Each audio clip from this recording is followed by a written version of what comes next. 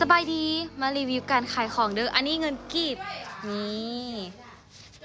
อันนี้เงินกีบก็เลยสิมานับเงินเพราะว่าเมื่อกี้นี่นะเพิ่นมาซื้อเครื่อง100,000กีบมาซื้อยาปรับผ้านุ่ม3ห่อ5,000กีบห่อละ 2,000 3ห่อ 5,000กีบแล้วก็จากนั้นก็เพิ่นเอาเงินให้100,000กีบทอน 95,000กีบบอกได้เลยว่าเฮาไปใช้เงินบาทแล้วมาใช้เงินกีบนะโคตรที่จะงงเลยเพราะว่าเงินกีบนะมันหลายเงินกีบนะแบบหลายๆคือถ้าสมมติว่าคนไทยมาลาวได้จับเงินล้านถ้าพี่อยากจับเงินล้านพี่ต้องมาลาวนะคะคือแบบพาคนไทยมาลาวคือเจ้าสิได้จับเงินล้านเพราะว่าอยู่ลาวนี้เขาจะใช้เงินล้านไปเลยทุกคนบ่ธรรมดาเลยใช้เงินเป็นล้านพุ่นนะอันนี้เงินทอนเมื่อกี้นี่ทอนเงินในเพิ่นก็เลยเอามาเก็บของไอ้อู้เงินไอ้อู้เป็นเงินตุ๊กตาก็เลยแบบมาขายเครื่องให้ไอ้อู้กำลังกินข้าวอยู่อุ้ยอันนี้ใบ20,000กีบเงิน20,000กีบนี่อันนี้ใบ20,000กีบมีใบสูงสุดคือ100,000กีบนี่ดิสูงที่สุดคือ100,000กีบเดี๋ยวให้เบิ่ง100,000กีบคือใบสูงที่สุดต่อมาใบ50,000กีบต่อมาใบ20,000กีบแล้วก็ใบ10,000กีบปานนั้นอันต่อมาแล้วก็ใบ5,000กีบนี่2,000กีบสุดท้าย 1,000กีบมาเราได้จับเงินล้านมาโลด มาโลดอันนี้เป็นเงินกีบหรืออันนี้รูปของทางแกสอนผมวิหารว้าวมันมีใบเก้ากับใบไม้เลยแบบเพื่อนมีแบบออกมาใหม่เนี่ยแล้วก็แบบมีของแบบใบเก้าเนี่ยที่แบบยังมีอยู่นะมาเราได้จับเงินล้านนะคะจับเงินล้านจับเงินแสนใครที่บ่เคยจับเงินล้านต้องมาลาวแล้วสิได้จับเงินล้านบ่ได้จับแค่เฉพาะเงินล้านจะได้จับเงินแสนนะ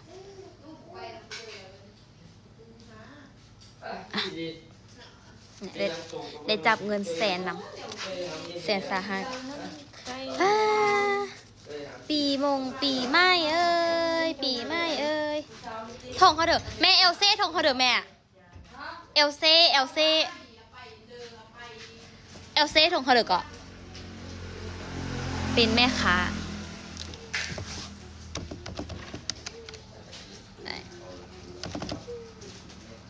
บวกยังไงแห่งกดบวกเบรกบวกก็เป็นอันนี้ก้อนละพันนะ ก้อนละพันเหรอพันไม่จันนี้น่าจะก้อนละพันอันนี้2,000ก้อนละพันจักก้อนก็4ก้อนบ่6,000วะอันนี้2 3 4 5 6โอเค6,000ทอน14,000 2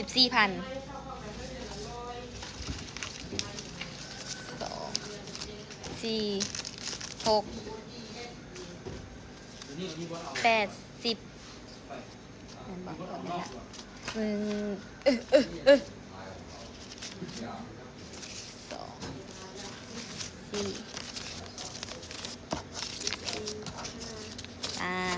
4 14,000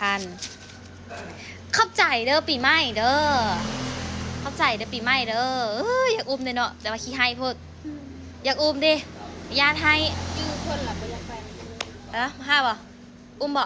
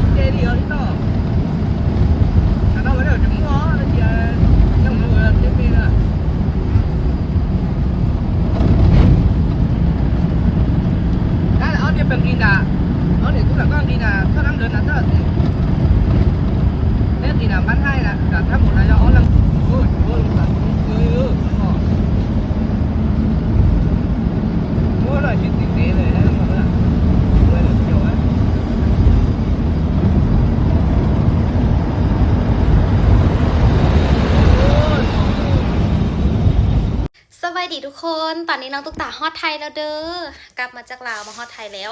กันเลยเมื่อนี้ก็สิมา ได้ข้าวเหนียวมาทุกคนได้ข้าวเหนียว2ห่อแล้วกันได้อันนี้นำได้ส้มตำกลับมาฮอดไทยแล้วเด้อทุกคนเด้อเบิ่งอันรู้สึกว่าเดี๋ยวนี้นะเพิ่นเข้าไทยนะเริ่มเข่งแล้วก็เริ่มยากใจน้องตุ๊กตาบ่ได้กลับบ้าน3 เดือนแล้วก็กลับไปเทื่อนี้เราเทื่อนี้ก็คือสิอีกเดือนแหละจังสิได้กลับบ้านนี่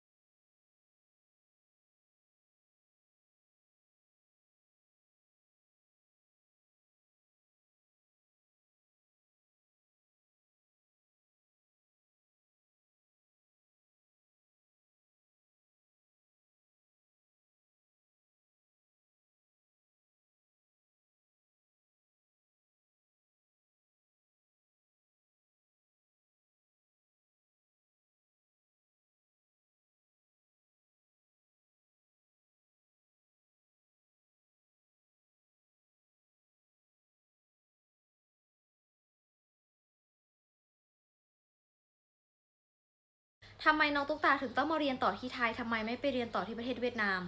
ทั้งที่ประเทศเวียดนามคนเราก็ไปเรียนเยอะทำไมน้องตุ๊กตาถึงต้องมาเรียนที่ไทยแล้วทำไมมาอยู่ไทยทำไมต้องพูดภาษาไทยทำไมไม่พูดภาษาลาว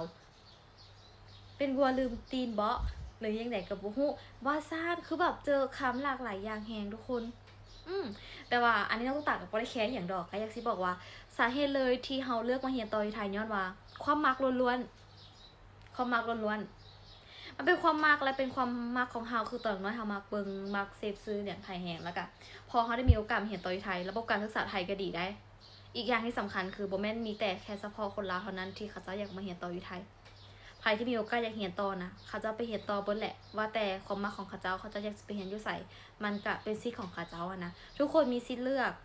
ถึงแม้ว่าเฮาสิบ่มีสิทธิ์ที่จะเลือกเกิดใดแต่ว่าเฮาก็มีสิทธิ์ที่จะเลือกทางเดินของชีวิตของเฮาได้เพราะสุดท้ายแล้วบ่มีไผอยู่กับเฮาเลย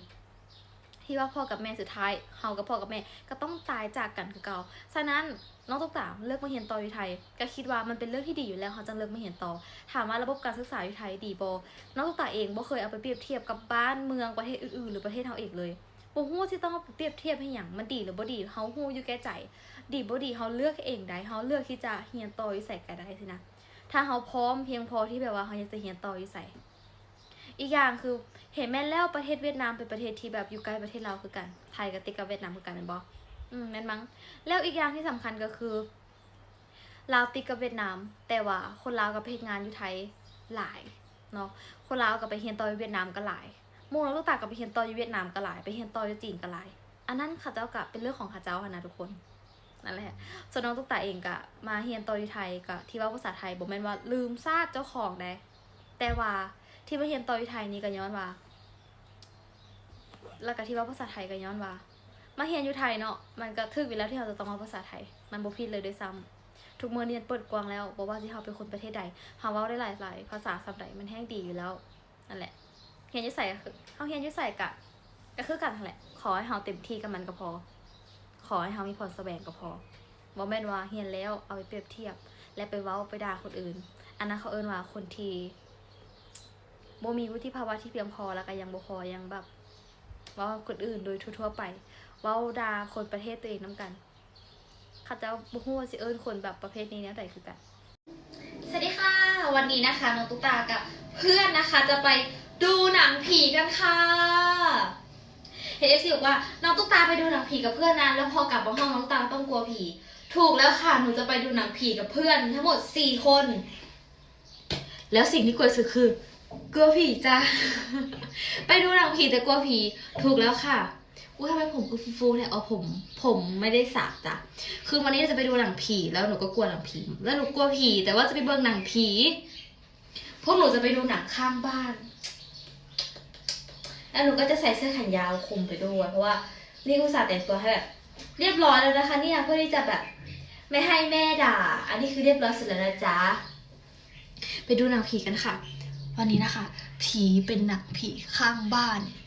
พี่ๆไปดูยังคะเนี่ยพวกหนูพี่คิมกลัวมากต้องแบบชวนเพื่อนหลายๆคนตอนแรกว่าจะไปดูแค่2 คนเท่านั้นแต่พี่คิมบอกว่าไม่เอาอ่ะกลัวผีก็เลยชวนเพื่อนอีก2 คนจริงๆก็อยากให้ไปดูได้เยอะนั่นเลยค่ะแต่ว่าเพื่อนว่างแค่เนี้ยอีก2 คนเนี้ยบวกใส่กับพวกหนู2 คนก็เป็น4 คนสรุปไปดูแค่4 คนนะคะมวนแท้ๆไปเบิ่งหนังผีน้ำกันตอนเช้าบรรยากาศที่บ้านนะคะหลายคนถามว่าหนาวไหมหนาวค่ะหนาวมากหนาวจริงนะคะไม่เมื่อคืนไม่ได้เปิดพัดลมเลยค่ะ ตั้งแต่มาลาวคือตอนกลางคืนไม่ได้เปิดพัดลมเลยนะคะคือเพราะว่าอากาศมันหนาวค่ะ ตอนเย็นถ้าหลังจาก5 โมงไปนะคะอากาศจะหนาวมากๆเลยนะคะแล้วถ้าตอนเช้าก็หนาวตอนเย็นก็หนาวค่ะแล้วต้องรีบอาบน้ำเร็วๆด้วยนะคะหนูมาที่นี่หนูอาบน้ำเร็วมากค่ะเพราะว่าอากาศมันหนาวหรือว่าตอนเช้าบางทีไม่อาบน้ำเลยค่ะ แล้วก็จะมีหมอกนะคะบางวันก็จะแบบมีหมอกเยอะกว่านี้จนไม่เห็นแบบภูเขาเลยค่ะถ้าตอนประมาณตี 5นะคะก็จะแบบไม่เห็นภูเขาตอนนี้6 โมงเช้านะคะเนี่ยอันนี้ตอนนี้6 โมงเช้านะคะเนี่ยจะเป็นหมอกแบบบางครั้งก็จะแบบปิดเลยค่ะไม่เห็นภูเขาเลยค่ะแล้วภูเขาใหญ่มากสูงมากนะคะตื่นเช้ามาก็จะเห็นภูเขาแบบนี้ค่ะอันนี้ก็เป็นบรรยากาศที่บ้านนะคะหรือแบบบางทีก็มองไม่เห็นบ้านข้างๆค่ะแล้วแบบบางทีหมอกเยอะก็จะแบบไม่เห็นบ้านข้างๆแบบบางครั้งตื่นเช้ามาไม่เห็นบ้านข้างๆนะคะว่าหมอกแบบหมอกปิดหมดเลยค่ะใช่อันนี้คือแบบแล้วแต่บางวันหมอกเยอะคือบ้านข้างๆนี่มองไม่เห็นเหมือนกันค่ะแล้ววันนี้ตื่นมา6 โมงแล้วค่ะอากาศเย็นสบายมากค่ะถ้าใครชอบออกกำลังกายนะคะวิ่ง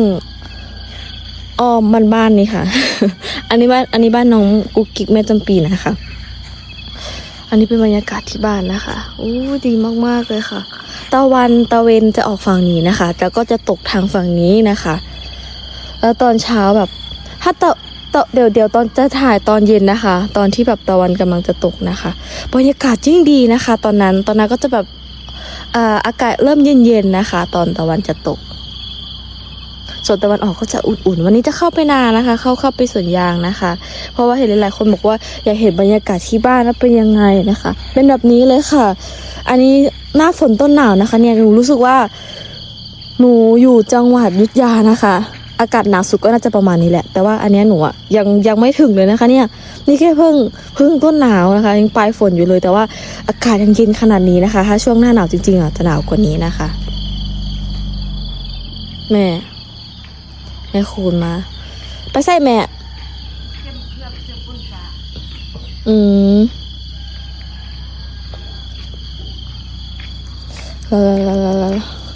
หนาวมือได้เดี๋ยวที่ตื่นทุกเช้ามาเบิ่งกับมือได้หมอกไล่วันนี้มันเริ่มแดดขึ้นมาวันนี้หมอกไม่มานะคะปกติหมอกมานี่บ้านใกล้ๆก็บ่เห็นเฮือนใกล้ๆก็บ่เห็นเวลาจานก่อนนะคะคือยากอยู่นี่เป็นล้างจานนี่มือเย็นหนาวล้างจานนี่สั่นจนแบบมัดผมบ่ได้